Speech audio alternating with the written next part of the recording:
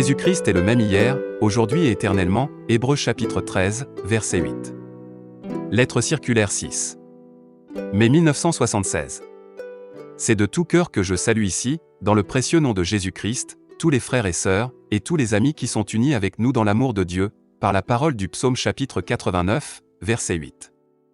Dieu est terrible dans la grande assemblée des saints, il est redoutable pour tous ceux qui l'entourent. Ce que ce verset exprime, nous l'avons expérimenté l'année dernière, et spécialement ces derniers mois. Dieu est très puissant, oui, tout puissant. Nous le savons. C'est par la puissance de sa parole qu'il a appelé l'univers à l'existence, et c'est par cette même parole qu'il le porte également. Pour nous, ce qui nous intéresse, c'est que Dieu se manifeste puissamment dans l'assemblée, dans l'Église des saints. Nous avons la promesse qu'il est présent là où 2 ou 3 sont assemblés en son nom. Non seulement dans l'Église primitive, mais aujourd'hui encore, le Seigneur agit avec sa puissance de résurrection dans l'assemblée des saints, et il se montre merveilleux envers tous ceux qui l'entourent. Celui qui se tient auprès de Jésus-Christ voit la puissante action de Dieu. Ainsi en fut-il autrefois, quand il marchait sur la terre, ainsi en est-il aujourd'hui puisqu'il marche au milieu des 7 chandeliers d'or, et que tous ses saints sont rassemblés à ses pieds. Les promesses de Dieu demeurent, elles ne chancellent jamais, Jésus a scellé par son sang ce qu'il promet dans sa parole. Des centaines de personnes ont vécu avec nous l'action puissante de Dieu, des milliers en ont entendu parler et se réjouissent avec nous des bénédictions particulières.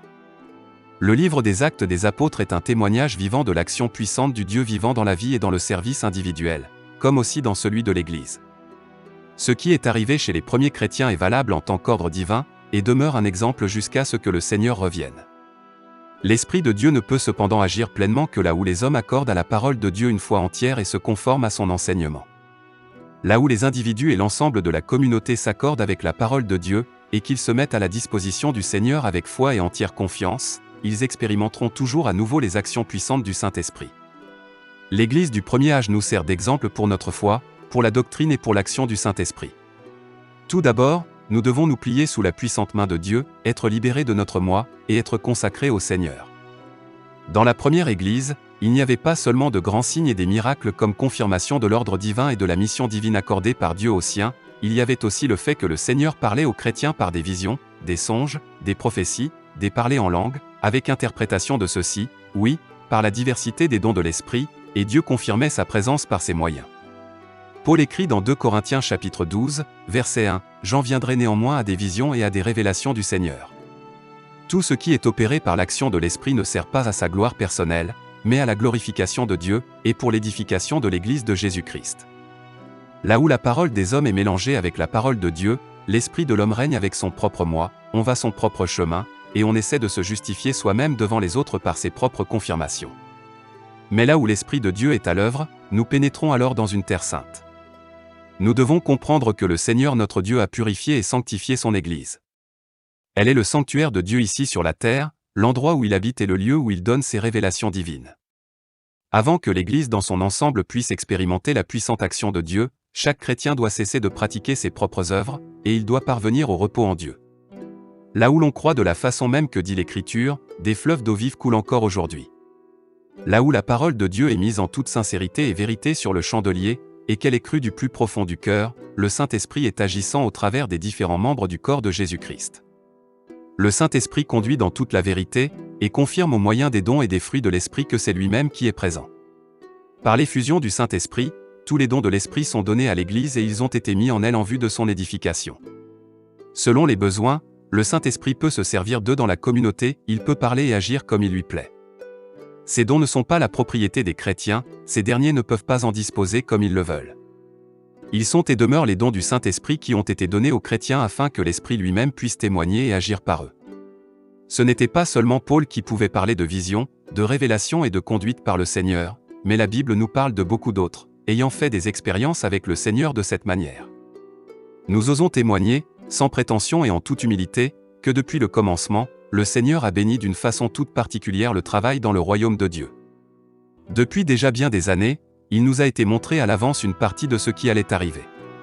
Toute la communauté est témoin des merveilleuses directives qu'a donné le Seigneur, ces 15 dernières années. Lorsque nous avons assisté au ministère de Frère Branham, et que nous avons vu ce que Dieu faisait par lui, nous avons tout de suite compris qu'il était un serviteur et prophète de Dieu béni, et revêtu d'une grâce spéciale. La publication de la parole de Dieu donnée avec autorité, et légitimé d'une façon remarquable, nous fut un stimulant pour nous amener à réexaminer tout à nouveau notre vie, notre foi, et notre doctrine devant le Seigneur, et pour que nous remettions tout sur son autel. En somme, frère Branham ne nous a rien annoncé de nouveau. Il a uniquement remis en lumière les anciennes vérités bibliques. Dans l'histoire de l'Église, nous pouvons constater qu'il y a sans cesse eu un renouveau inspiré par le Saint-Esprit, et toujours, une nouvelle proclamation des vérités bibliques a été donnée. Les assemblées de croyants, lesquelles étaient devenues tièdes, et qui s'étaient organisées et fermement établies dans leur doctrine, demeurèrent indifférentes aux vérités bibliques prêchées tout à nouveau. Cependant, pour les assemblées qui furent saisies par le feu du Saint-Esprit, ces vérités furent trouvées précieuses. C'est là un processus spirituel que l'Église, au cours de presque 2000 ans, a toujours dû suivre. De nos jours, beaucoup de croyants pensent qu'il n'est pas de première importance qu'on croit et enseigne de façon biblique et que, par conséquent, les vérités divines et les doctrines des Saintes Écritures soient proclamées et défendues sans compromis, mais pour eux, il importe davantage que l'unité des chrétiens soit encouragée. Nous dirons clairement ici que, comme la parole était au commencement, elle doit être à la fin, Dieu étant lié à sa parole, toutes choses doivent suivre leur cours selon sa parole.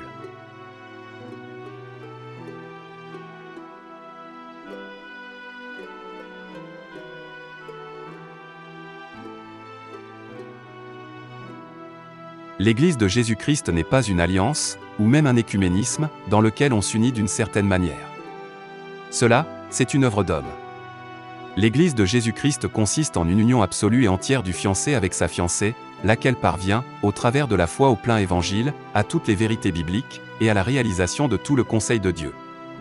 L'unité divine ne sera jamais atteinte au détriment des vérités bibliques, mais seulement dans la vérité, laquelle est la sainte parole de Dieu. Jésus priait, disant, afin qu'ils soient tous un, comme toi, Père, tu es en moi, et comme je suis en toi. L'unité entre Dieu et Christ consiste en ce que Dieu était en Christ, réconciliant le monde avec lui-même. L'unité entre l'Église et Christ consiste en ceci, que Christ est l'espérance de la gloire dans ses rachetés. Ici, aucune prétention ou considération humaine n'entre en ligne de compte, mais seule compte les réalités divines. Toutes les assemblées chrétiennes se réclament de la présence du Seigneur au milieu d'elles sans avoir une liaison biblique personnelle, et des relations avec Dieu.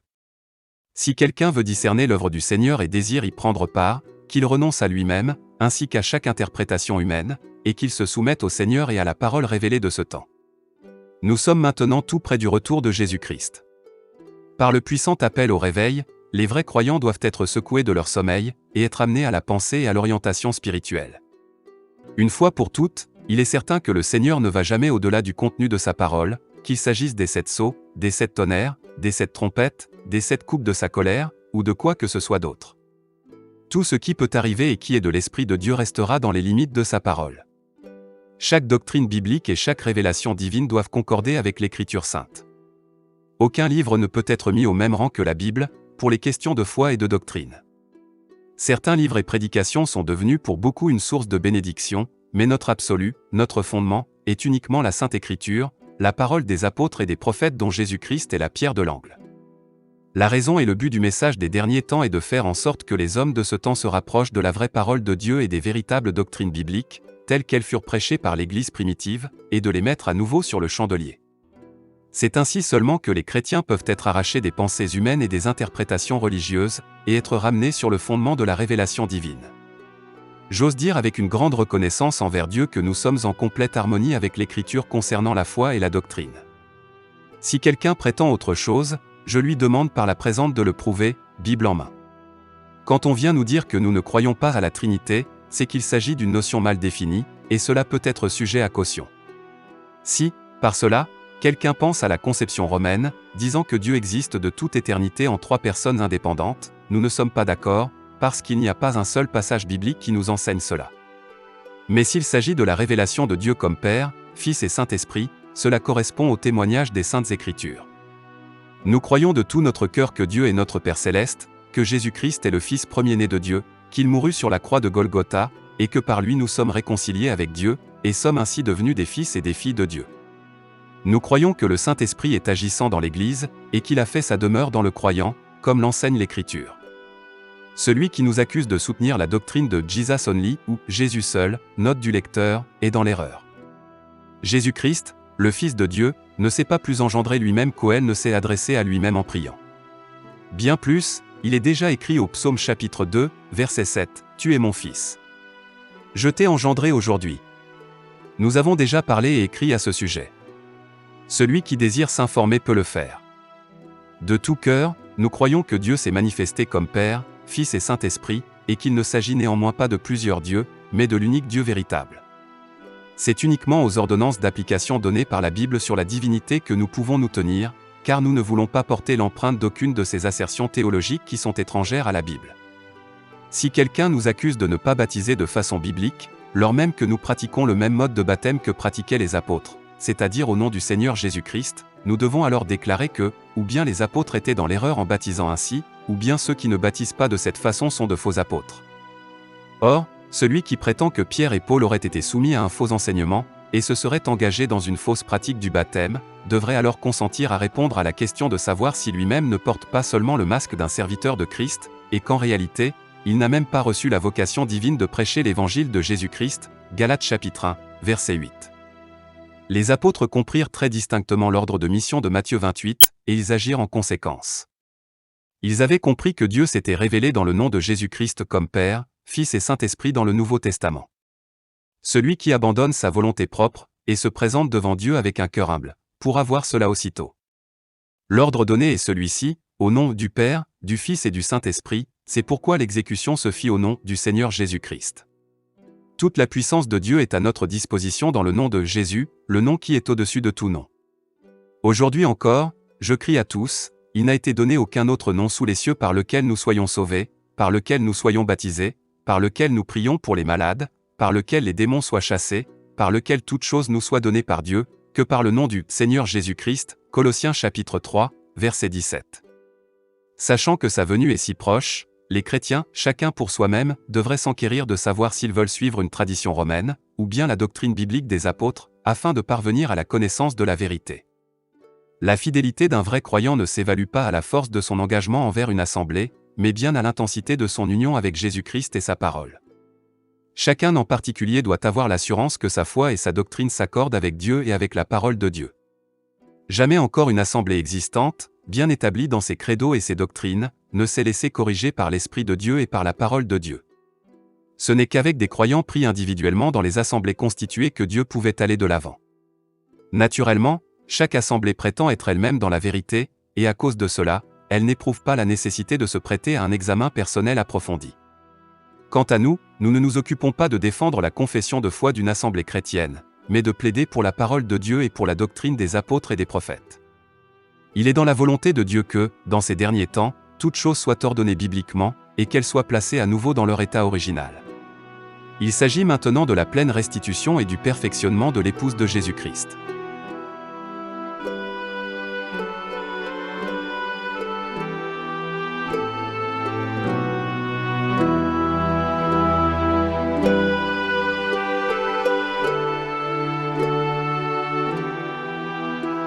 La parole prophétique. À côté de l'aspect doctrinal et évangélique, il y a dans l'histoire du salut la partie prophétique. Le dernier livre de la Bible, la révélation de Jésus-Christ, l'Apocalypse, nous transmet des notions qui ne sont pas communes et qui ne sont absolument pas touchées par beaucoup de chrétiens, parce que, dans ces choses, ils ne savent trop par quoi commencer. Cependant, depuis l'ouverture des sceaux, le temps est venu pour le peuple de Dieu de recevoir la compréhension à l'égard des choses prophétiques. Déjà au chapitre 1, verset 1, le Seigneur atteste qu'il a envoyé son ange pour montrer tout cela à son serviteur Jean. Au chapitre 22, verset 16, le Seigneur certifie pour terminer « Moi, Jésus, j'ai envoyé mon ange pour attester ces choses dans les églises. » Quand, en ce temps, frère Branham atteste qu'un ange du Seigneur vint à lui, alors, les théologiens et les enfants de Dieu superficiels se moquent de cela.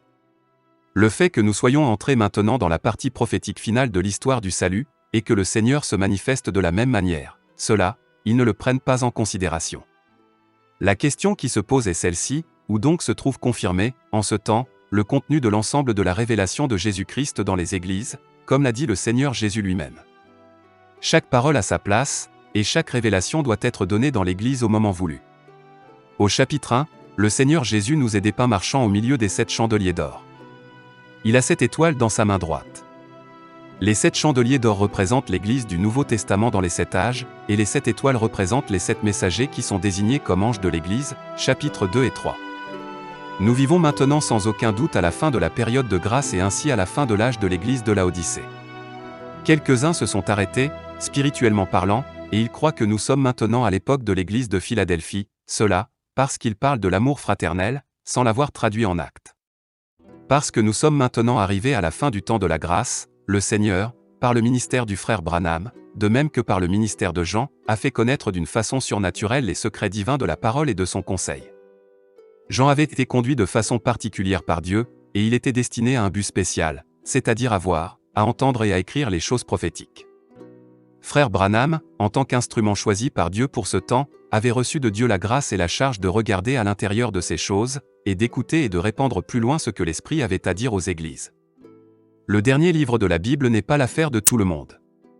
Il n'en laisse pas tordre le sens par tout un chacun, pour que cela soit interprété selon son propre gré.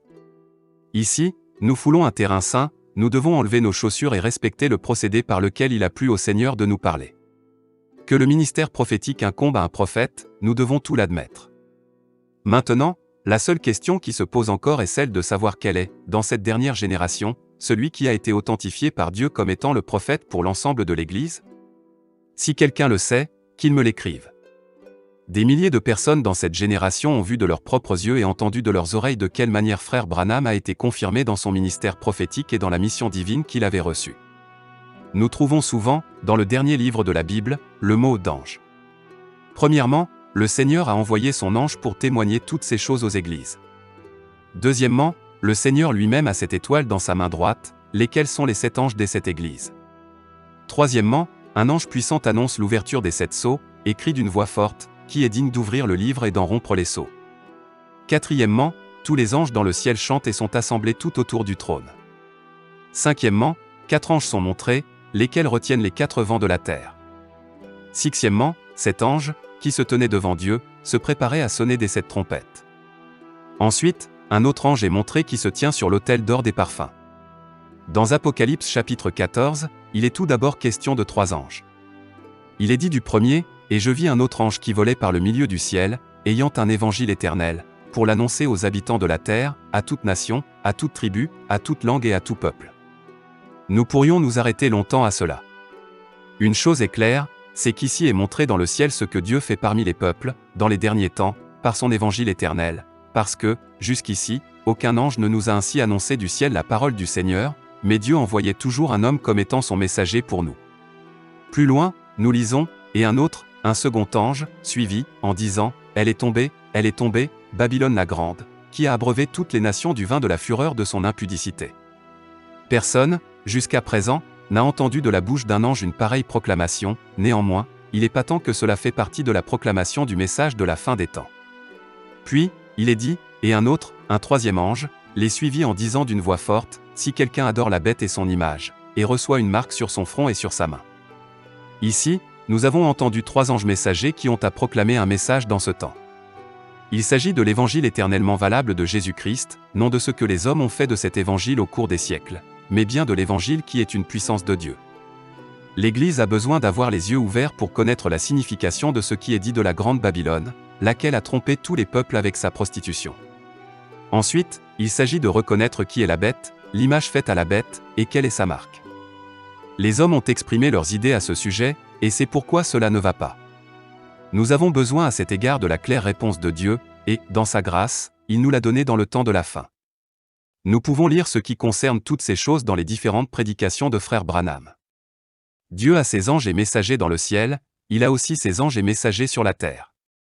En juin 1975, pendant un culte, le Seigneur nous a visités d'une façon particulièrement bénie. Dans une vision, il nous fut montré des événements prophétiques. Dans l'interprétation qui suivit, le Seigneur nous dit ceci, « Voici, ainsi parle le Seigneur. Mon peuple, en vérité, vous êtes ceux-là, qui avez écouté la parole de l'ange, mon évangile éternellement valable qui était dès avant la fondation du monde. Et voici, vous êtes le peuple, vous êtes le troupeau qui verra la pierre du fait être placée, vous parviendrez à la perfection, et vous verrez mon œuvre achevée. Vous verrez la fin de toute chose, car vous êtes mon époux élu. »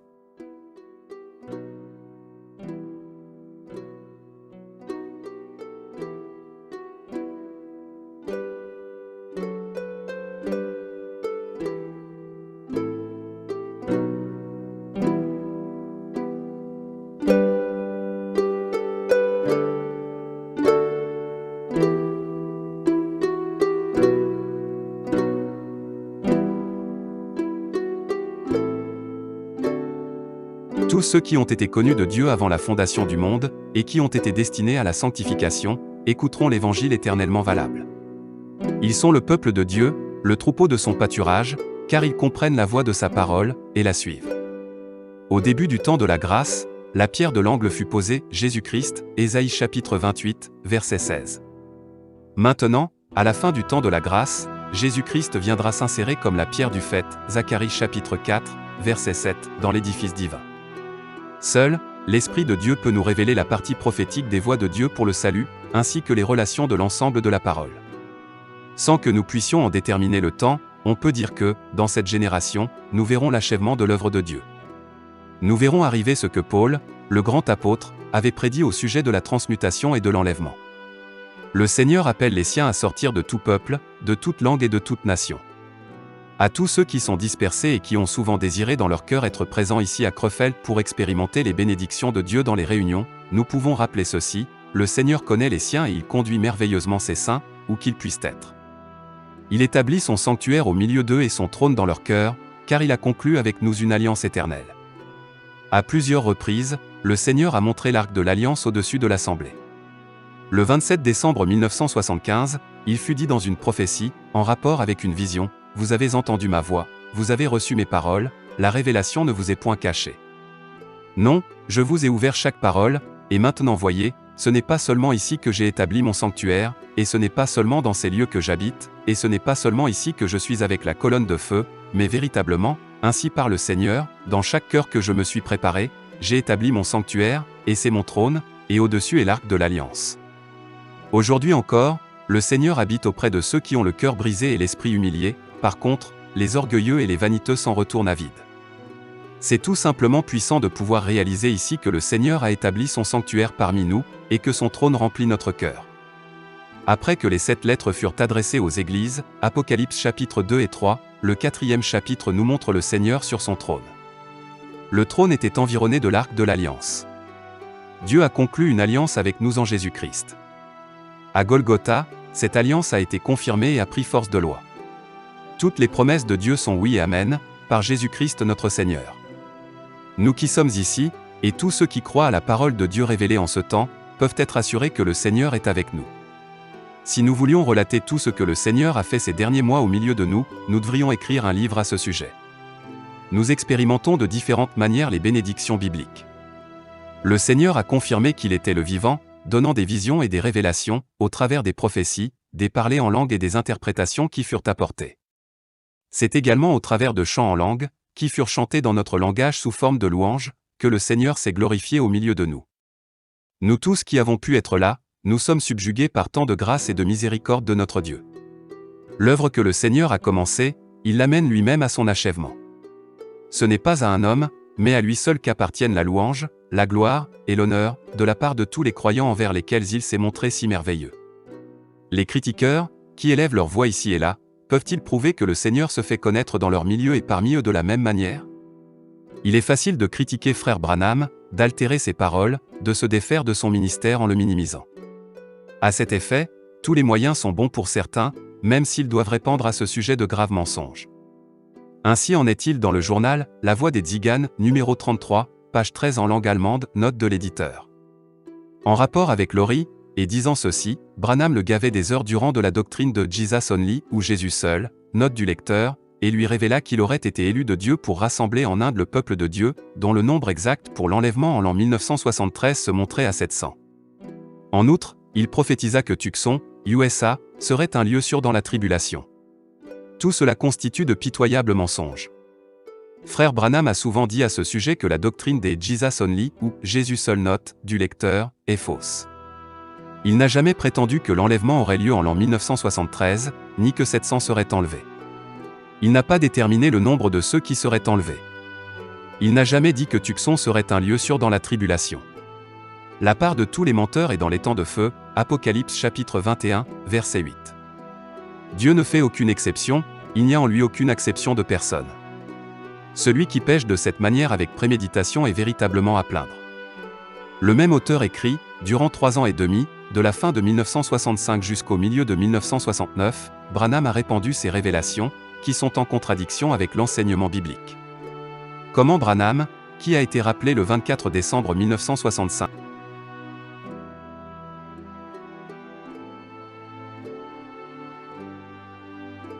Comment Branham, qui a été rappelé le 24 décembre 1965, aurait-il pu répandre ses révélations de la fin de 1965 jusqu'au milieu de 1969? Je renonce à poursuivre la reproduction de ce texte. Dieu ne m'a pas établi comme juge. Cependant, j'aimerais prier instamment l'éditeur, et cela pour le salut de son âme, de se laisser délivrer de l'esprit de mensonge qui l'anime, et de rétablir les fausses assertions en les corrigeant, il le doit à ses lecteurs. Les prédications de frère Branham sont toutes conservées sur bande magnétique. Celui qui soutient de fausses allégations est tombé dans le même esprit de mensonge que Laurie, lequel a été égaré par Satan. Personne encore n'a réussi à faire avancer sa propre affaire en sapant et injuriant d'une manière aussi scandaleuse le ministère et le nom d'un homme de Dieu. Cette parole est encore valable aujourd'hui, ne touchez pas à mes oints, et ne faites pas de mal à mes prophètes. Psaume 105 verset 15.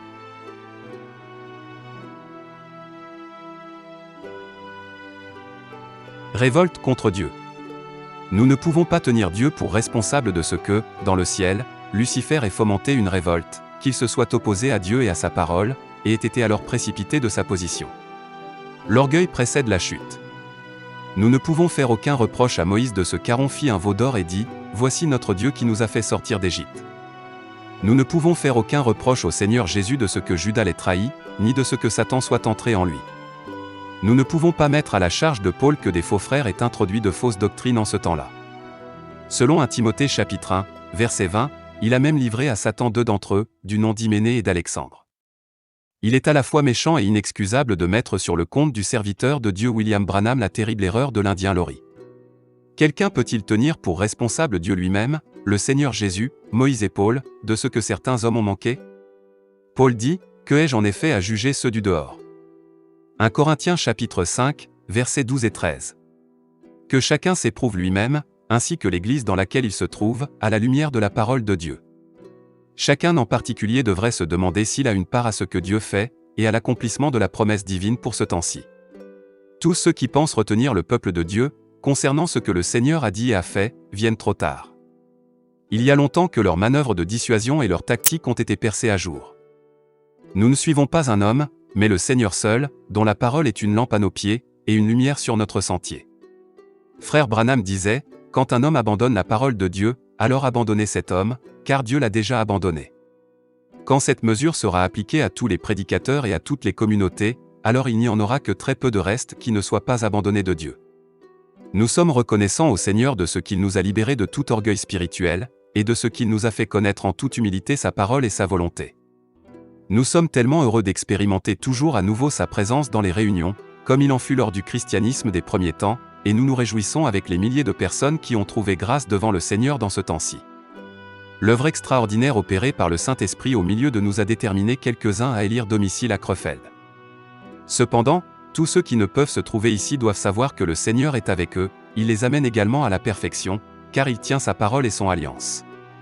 Que la bénédiction du Dieu Tout-Puissant repose sur vous tous. Agissant de la part de Dieu. Frère Franck.